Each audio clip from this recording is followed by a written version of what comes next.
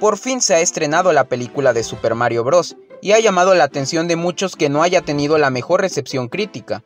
Y mientras puedo decir que es verdad que no siempre hay que fiarse de los supuestos críticos especializados, y ejemplos hay bastantes de obras que son un bodrio o una asquerosidad, obteniendo buenos puntajes sin una razón lógica, pero por lo menos en esta ocasión he de decir que puedo entender gran parte de estas críticas.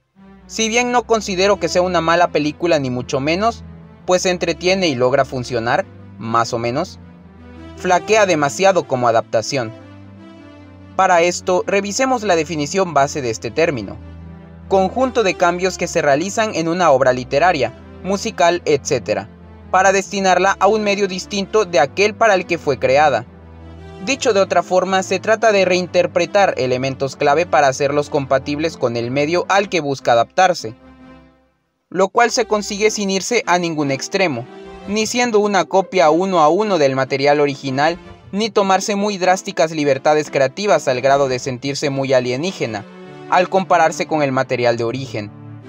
Se debe encontrar un balance entre ambas, para hacer algo diferente que funcione por sí mismo con el medio al cual se está adaptando, pero que a su vez logre evocar lo mismo que el material original.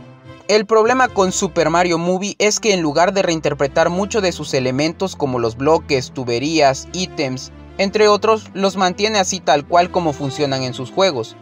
Por lo tanto, a nivel trama se siente bastante aleatorio en su mayoría. Es decir, muchas de las cosas que hacen que la historia avance no tienen una justificación en sí misma. El sentido o la gracia de esta solo se encuentran si has jugado los juegos o conoces cosas básicas de los mismos. Por poner un ejemplo está cuando en la persecución de los karts una tortuga intenta acabar con Mario usando un vehículo triturador, y al fallar, esta se vuelve azul y destruye gran parte de la autopista.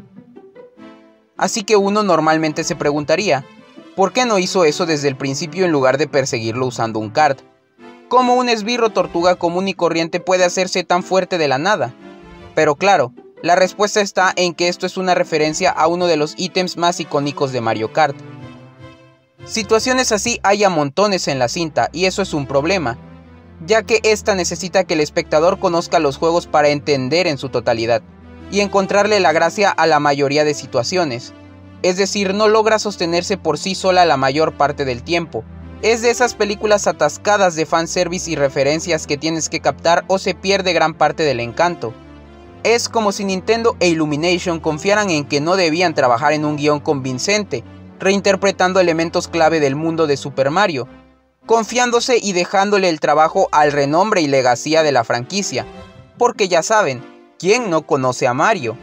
Incluso aunque no hayas jugado sus juegos, es un hecho que la gran mayoría conoce sus ítems básicos, conoce cómo funciona su mundo, las tuberías, ladrillos, estrellas, etc. Es casi como cultura popular básica o de conocimiento general. En contraparte, la franquicia de Sonic, si bien tiene su público y fama, no es ni de cerca tan grande como la de Mario, cosa que le sentó bien a sus adaptaciones cinematográficas, porque estas cintas sí hacen su debido trabajo de adaptación, reinterpretando elementos de los juegos, para que funcionen en una narrativa. Por ejemplo, los rings que en los juegos sirven para soportar daño, en las películas tienen un uso completamente diferente, sirviendo como portales para viajar a otros lugares y dimensiones, y es lo único que le dejó su madre adoptiva antes de morir. De esta forma los rings cambian en la película, pero es en pro de la historia, y siguen siendo un elemento principal, representado de forma perfecta con esta muy sutil referencia. Sonic, al ir cayendo del edificio, sufre daños.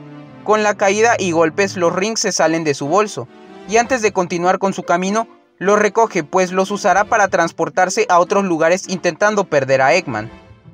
Como podemos ver, es como en el videojuego, las razones serán diferentes, pero logra evocar lo mismo, darle importancia, valor a los rings. Y esta sí es una buena referencia, pues la entenderán los más fanáticos, pero no pasa nada si alguien no la entiende, es prescindible, a diferencia de las de Mario que están en tu cara y sí o sí deberías captarlas. Incluso cosas como el Spin Attack no pasan porque sí, mostrando que este ataque surge al frenar el carro de golpe, lo que causa que Sonic salga disparado con fuerza hacia el objetivo, de ahí que se le ocurra.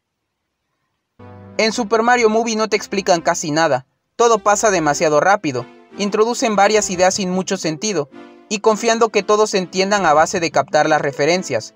Por eso cosas como el portal a este mundo mágico y el origen de Peach, entre otros, no logran ser convincentes. ¿Por qué más personas del mundo real no han entrado a este mundo fantástico? Pues no hay ningún impedimento, lo cual nos lleva a preguntarnos, ¿por qué Baby Peach simplemente no regresó de donde vino? Más que solo ser explicado, este tipo de cosas lucen claramente como algo que necesitaba su debido cambio o reinterpretación, y no se trata de ser el padrino. Claro que no pedía una historia profunda y compleja, está bien que sea una historia simple, pero a veces llega a rozar en lo simplón, no cubriendo ni siquiera lo básico. Pasa algo similar con los personajes. Las ideas detrás de ellos no están mal, pero al ser mucho lo que se introduce, ninguno tiene mucho tiempo en pantalla. No todo es copia y pega, sí que hay libertad creativa y cambios que se agradecen, como darle a Mario personalidad, familia, una meta y dilema claros. Los momentos de hermandad con Luigi, la princesa siendo un personaje más proactivo, son cosas apreciables, diría yo, ya que definen una historia y evita que esto se sienta en su totalidad como una montaña rusa de referencias.